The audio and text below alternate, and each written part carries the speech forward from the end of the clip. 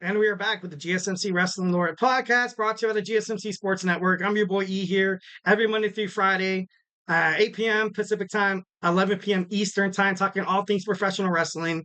So just kind of reflecting on what we talked about. We had our WWE SmackDown preview. Make sure you check out that. We had our WWE NXT Heatwave predictions, also analysis.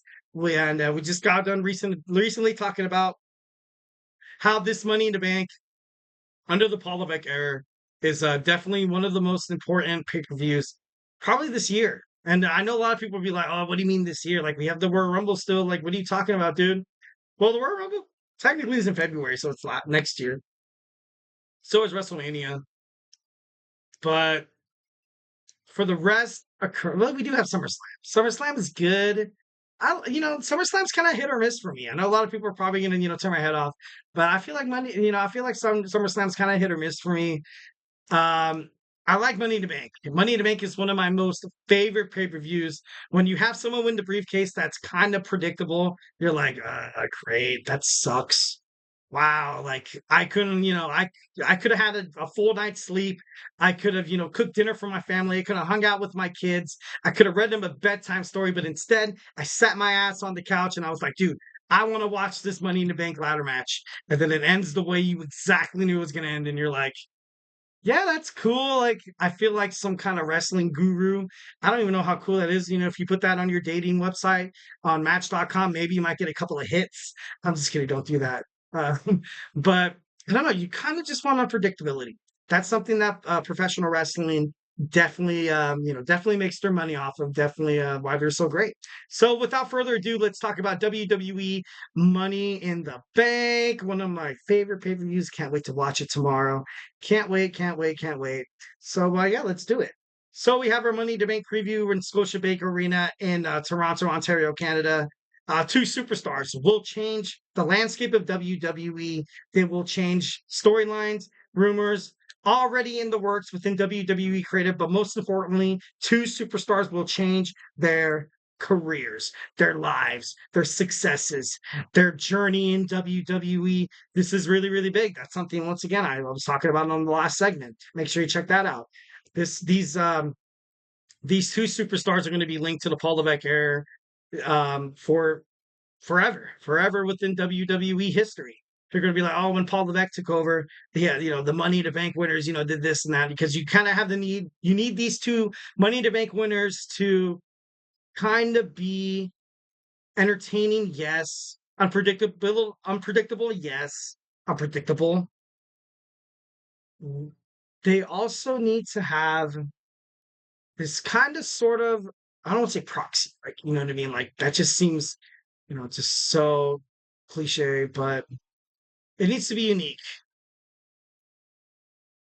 Historical, maybe. Needs to be historical. These superstars, obviously. But I don't know. Let's just get into the pay-per-view here. First, we're going to start off with, kind of some things that, I don't like that Money in the Bank is doing right now. Once again, you don't have a women's World Heavyweight Championship match. Liv Morgan defended it on WWE Raw. Why? I don't know. Just builds more criticism toward Liv Morgan. I don't see her as a champion. I honestly don't. I gave her a chance. I honestly, really honestly did, but Liv Morgan is just a bridge champion. She's also, well, in WWE, you call it a transitional champion. In the NFL, you call it a bridge quarterback. But it's not working. It's not working. But then again, you do have Logan Paul, the United States champion, not defending as well. So you have something that's really good, and then you have the champion holder that's really, really bad. So it's not something that WWE is kind of using to kind of, ultimately kind of, kind of play apples to oranges a little bit. And you're like, we're not going to have this title defend. But dude, like, I don't know, where is it? Bayley doesn't have a match either. Bayley doesn't have a match. Back in the day, back in WWE/WWF, the Attitude Era, the pay-per-views were straight up beefed up. They were on steroids. It was like Barry Bonds' skull. It was just ready to pop. Anything could happen at any time. And you had championships up the championships. You had, like I love about AEWs, you have, I don't know why WWE doesn't, I feel like that's why in professional wrestling, I feel like they have pay-per-views every month, is to kind of, give people the chance of of witnessing kind of like a title change. Obviously, title changes never really happened off pay-per-views. It was kind of like a big wrestling no-no, especially when I was growing up, watching on SmackDown and Raw, and they're like, "Oh, we have a rare title." It was rare. It was rare to have a title match, and every single time there was a title match, they're like, "Okay, great, someone's going to interfere. We already know this." And guess what? Somebody would interfere. Oh, we're not going to have anybody. We're not going to have any title changes unless it's under pay-per-view, unless we show it to people who are paying for it. And I feel like WWE's kind of doing a crappy job with that. But that's just honestly, that's just my opinion. That's just my opinion. I feel like WWE, there should be United States Championship title defense. Even Logan Paul over the Pat McAfee, I think it was Pat McAfee or his own podcast, Impulsive, kind of stressed about that. He was like, dude, like I'm your champion. I want to prove myself. And you have this YouTuber. I'm not, no offense. You have this YouTuber, this guy that a lot of people are like, dude, this guy's in the real deal. I think you don't have him defending his championship every month. Dude, what the hell's wrong with that? Well, why are we doing that? Why are we doing that? So once again, you don't have Liv Morgan defending her championship. You also don't have Bayley, no Logan Paul, no tag team title belts whatsoever, no World Women's Championship match, no WWE Championship match, no WWE World Title, World Tag Team Championship defenses, and I think it's wrong. I think it's wrong. I think it's it's time for WWE to kind of just get with the real world, man. What are you doing? Instead, the night before. Instead, the night before, you have DIY taking on the A-Town Down Under. Imagine if you see a face turn with Austin Theory becoming a babyface instead of the heel. It would just make such a mark if it was like, oh, I have Money in the Bank. You had Austin Theory. Austin Theory lost his chance to win in Money in the Bank. He was a title briefcase holder. He had a chance to be the WWE champion, the World Heavyweight Champion. He cashed in. He failed. Came back. Wants to cement his legacy, wants to be viewed differently. In terms of WWE, he turns on Grayson Waller, but that's not going to happen. We're not going to get a chance to witness that. We're not going to, even Austin Theory has something about media. Yes, it impacts the entertainment business that's ultimately promoting the content, but also the superstar itself. Like, if I was Austin Theory, I'd be like, damn, I would like my heel turn happen on a PLE. I would like that to happen, but it doesn't happen. It doesn't happen because WWE, I feel like they still can't get it right in terms of pushing matches on PLEs like Money in the Bank, Clash at the Castle. It's crazy, but obviously hit me up in the chat section if you have, obviously another opinion. Next we have Sami Zayn taking on Bron Breakker. This match, you kind of have this Sami Zayn getting into it once again. Sami Zayn, a Canadian native, going up against the quote unquote for Michael Cole and Pat McAfee, the badass of Monday Night Raw. He wants to be the badass of Monday Night Raw. Let me tell you something. If you ever deemed yourself a badass, guess what? You're not a badass. Bron Breakker, I felt like since he made it onto the WWE main roster in Monday Night Raw, has just been trash. His bookings have been trash. His promos have been trash. His storylines, trash. WWE's looking for another way for Bron Breakker. If he makes it back down to NXT, that would ultimately destroy his career. So there has to be some kind of an even, there has to be a fine line that Bron Breakker has to draw that was like, dude, like, what are you guys doing? What are you guys doing to my character?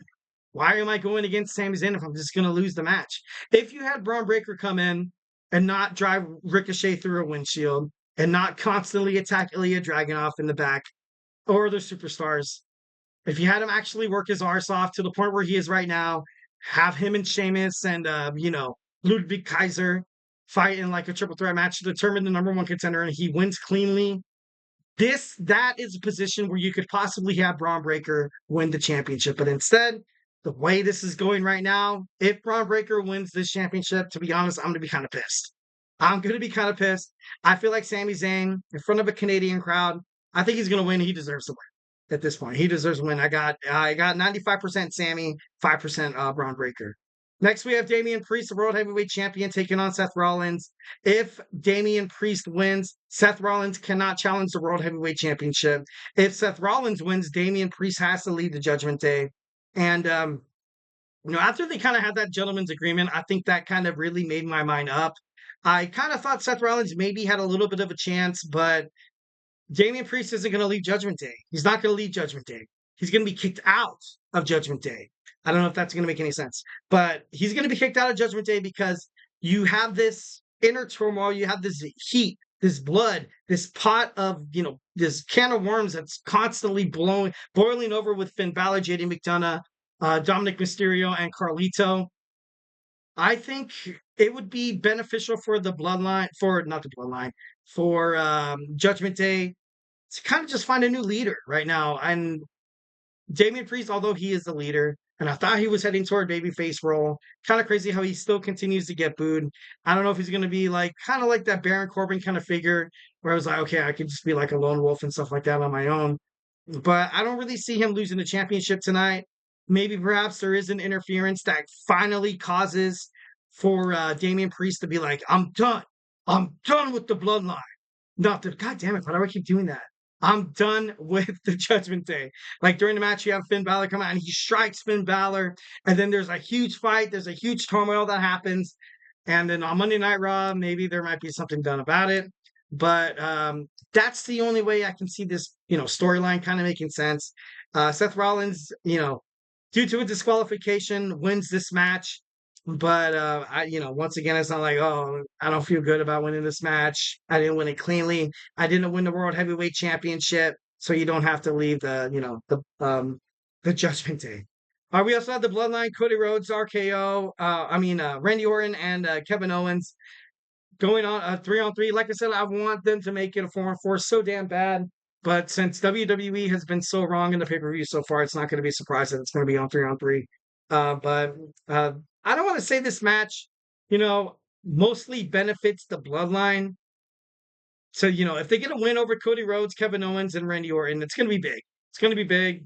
And if Cody Rhodes, Kevin Owens, and Randy Orton wins, it's going to be so cliche. It's going to be one of those things where it's like, oh, okay, we didn't see that coming. So, yeah, honestly, I feel like the bloodline wins tonight to kind of establish some credibility within the new young bloodline and the new self-proclaimed tribal chief. So we have the Money in the Bank match. I kind of wish I had a little more time to talk about this, but I don't. We have Jey Uso, Carmelo Hayes, Andrade, Chad Gable, LA Knight, and Drew McIntyre. My money is on Drew, but with the CM Punk looking for retribution after the attack, he's going to find a way to screw over Drew McIntyre. I honestly, besides Drew, I feel like LA Knight already kind of has a stint right now with the United States champion Logan Paul. I feel like they're going to fight at SummerSlam. Chad Gable's dealing with his own problems with the Alpha, trying to get the Alpha Academy on his side, going against the Wide Six who completely try to harass him. Andrade, I love Andrade. I feel like this match was ultimately, he was kind of put in it to be like, oh, for the futures match, be like, oh, Andrade could still kick ass.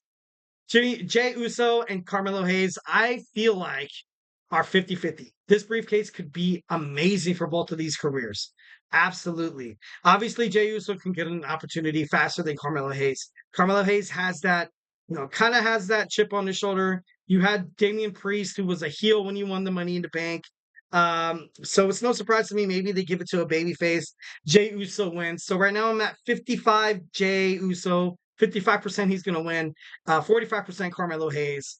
And that slight, Drew McIntyre, it'd be poetic justice because Drew McIntyre lost both of his championships due to this briefcase. And the Women's Money in the Bank, we have Chelsea Green against Io Sky, Zoe Stark, Tiffany Stratton, Lyra Valkyria, and Naomi. This match is probably, if I had to put my money on it, I don't think Io Sky's going to win. She was a back-to-back Money in the Bank. Maybe, perhaps she cashes in on Bayley. That'd be pretty interesting. I wanted Chelsea Green to win, and I thought Chelsea Green, the moment Chelsea Green qualified, I was like, oh shit, oh stuff. Sorry about that. I was like, oh dang, she's gonna find her, she's gonna be the best women's Money in the Bank, kind of like a Carmella, like kind of holding over Mrs. Money in the Bank. But when Tiffany Stratton won, I was like, okay, Tiffany can kind of do the same thing.